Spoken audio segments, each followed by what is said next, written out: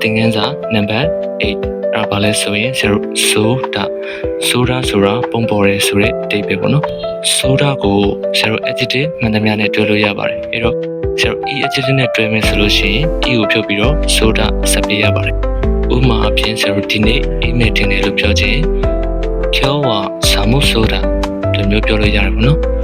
okay အဲ့ဒါဆိုရင်ဆရာတို့နာ adjective ကိုကြည့်အောင်ဆရာတို့နာ adjective နဲ့တွဲသုံးမယ်ဆိုရင်ဆိုတာကိုတိုက်ရိုက်ဆက်ပေးရတယ် okay ရမယ်နော်အဲ့တော့ဥပမာစာကြောင်းကိုကြည့်ကြည့်အောင်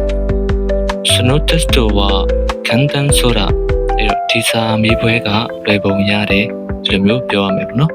okay အဲ့ဒါပြီးရင်ဆရာတို့ perfect နဲ့တွဲသုံးတဲ့ပုံစံကတော့ဆရာတို့ mask ကိုဖြုတ်ပြီးတော့ soda တန်းဆက်လိုက်ရမယ်ဥပမာအဖြစ်